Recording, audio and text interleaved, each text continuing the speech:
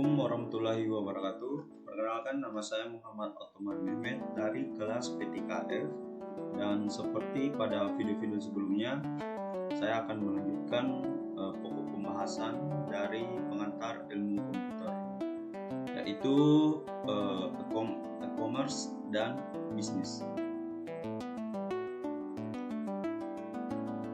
Kita langsung saja masuk ke pokok pembahasan.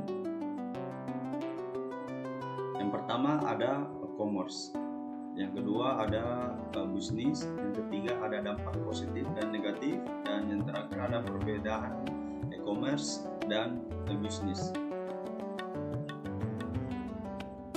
Yang pertama, e-commerce. Sejarah e-commerce, istilah perdagangan elektronik telah berubah sejalan dengan waktu. Awalnya, perdagangan elektronik berarti pemanfaatan transaksi komersial seperti penggunaan EDI untuk mengirim dokumen komersial seperti pesanan, pembelian, atau invoice secara elektronik. Kemudian berkembang menjadi suatu aktivitas mempunyai istilah yang lebih tepat adalah perdagangan web atau website. Pembelian barang dan jasa melalui World Wide Web atau WWW melalui server aman HTTPS, protokol server khusus yang menggunakan enkripsi untuk merahasiakan data penting pelanggan. Adapun definisi e-commerce yaitu satu set dinamis teknologi, aplikasi, dan proses bisnis yang menghubungkan perusahaan, konsumen, dan komunitas tentu melalui transaksi elektronik dan perdagangan barang, pelayanan, dan informasi yang dilakukan secara elektronik. Adapun istilah-istilah dari e-commerce ini yaitu digital atau electronic cash, digital money, disintermediation, electronic checks, electronic wallet, extranet, micro payment. Ruang lingkup e-commerce, yang pertama ada teknologi, marketing, dan new consumer process. Yang ketiga ada electronic linkage. Yang keempat ada service infrastruktur. Yang kelima ada legal privasi dan public policy.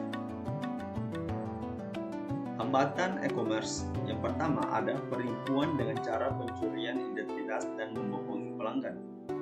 Yang kedua, hukum yang kurang berkembang dalam bidang e-commerce ini. Kemampuan e-commerce, yang pertama ada otomatisasi, proses otomatisasi yang menggantikan proses manual. Yang kedua ada integrasi, proses yang terintegrasi yang akan meningkatkan efisiensi dan efektivitas proses. Dan ada publikasi, yaitu memberikan jasa promosi dan komunikasi atau produk dan jasa yang dipasarkan secara elektronik. Faktor kunci sukses dalam e-commerce yaitu yang pertama ada menyediakan harga kompetitif, yang kedua menyediakan jasa pembelian yang tanggap, cepat, dan ramah, yang ketiga menyediakan informasi barang dan jasa yang lengkap dan jelas, yang keempat menyediakan banyak bonus seperti kupon, penawaran istimewa, dan diskon, yang kelima ada memberikan perhatian khusus seperti usulan pembelian, yang keenam menyediakan rasa komunitas untuk berdiskusi, masukan dari pelanggan, dan lain-lain, dan yang terakhir ada mempermudah kegiatan perdagangan.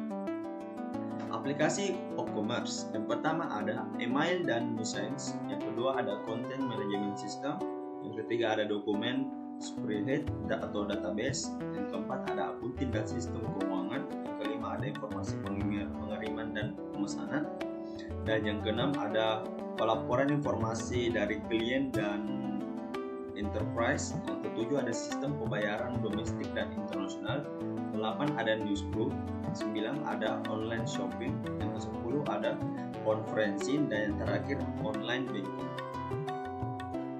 Undang-Undang e-commerce yaitu pasal 1 UU PK 1999 mengatur mengenai perlindungan konsumen. Namun pada kenyataannya UU PK 1999 belum sepenuhnya mengatur mengenai transaksi elektronik. Hanya beberapa pasal saja yang dapat dipergunakan dalam transaksi elektronik. Hal tersebutlah yang membuat kurangnya perlindungan bagi konsumen. yang melakukan transaksi elektronik di dalam KUA Perdata sendiri. Terdapat beberapa pasal yang lazim digunakan dalam transaksi elektronik, yaitu pasal 1338 untuk pasal 1320 KUA Perdata yang mengatur mengenai kebebasan berkontrak dan syarat sahnya perjanjian. Nah, kita masuk ke pokok pembahasan yang kedua, yaitu ada e-bisnis. Sejarah e-bisnis, perkembangan teknologi komputer dan telekomunikasi teknologi atau informasi yang sangat pesat dewasa ini telah mengakibatkan terjadinya revolusi di dunia perdagangan dan industri.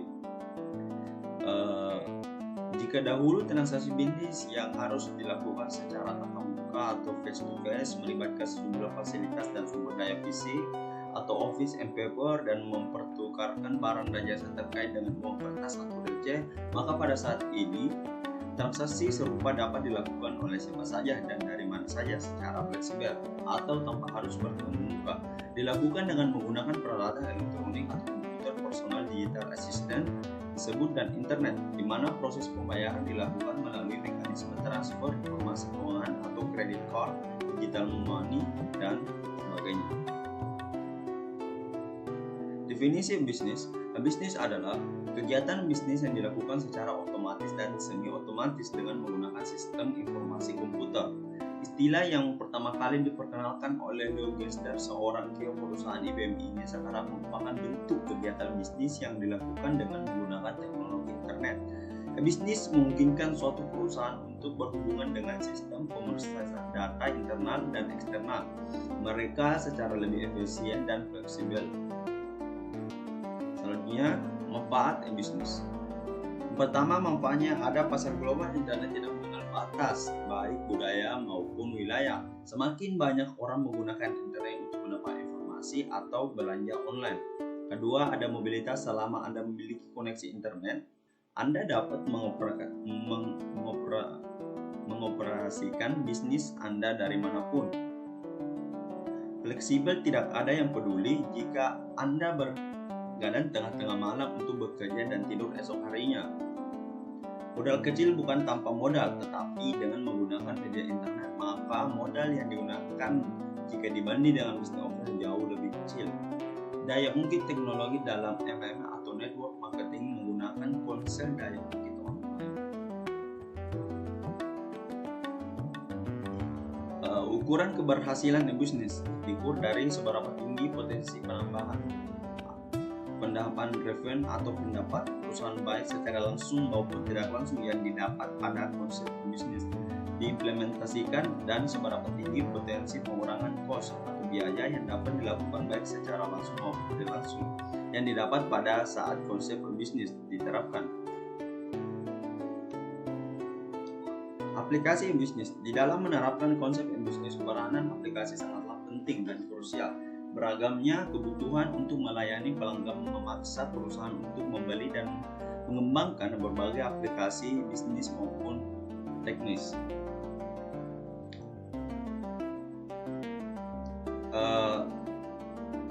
Di samping itu, perusahaan tidak harus pula memikirkan permasalahan standarisasi data dan aplikasi maupun hal-hal lainnya seperti sistem operasi dan database dan lain-lain. Ini contohnya, yang pertama ada ERP atau Enterprise Resource Planning, yang kedua ada CRM Customer Relationship Management, yang ketiga ada AI Enterprise Application Integration, dan yang terakhir ada CCM Supply Chain Management. Lanjut ke arsitektur bisnis. Menentukan desain bisnis dengan aplikasi yang terintegrasi perusahaan adalah mengharapkan industri menuju peningkatan penghasilan, membuat menjadi kompetitif ke area yang berbeda, dan didukung bisnis praktis yang inovatif untuk menuju tujuan dari suatu organisasi. Tentunya harus memiliki bentuk yang jelas. Bentuk bisnis untuk menuju market leadership. Pertama ada the cross functional business unit. Kedua ada the strategy business unit. Yang ketiga ada the integrated enterprise. Yang keempat ada the extended enterprise. Yang kelima ada design business. Cross cross-functional business unit atau persilangan unit fungsi bisnis. Yang kedua ada the strategic business unit atau strategic business unit. Yang ketiga ada the integrated enterprise atau integrasi perusahaan. Yang keempat ada extended enterprise atau peningkatan perusahaan. Yang kelima ada the enterprise community atau komunitas perusahaan. Kuadran dan dalam bisnis. Bisnis bukan lagi merupakan jual beli melalui jaringan internet, namun merupakan proses bisnis perusahaan yang dilakukan melalui jaringan internet. Internet bukan hanya lagi merupakan display toko atau katalog online, namun juga digunakan sebagai pemrosesan transaksi backlog, procurement, serta customer relationship.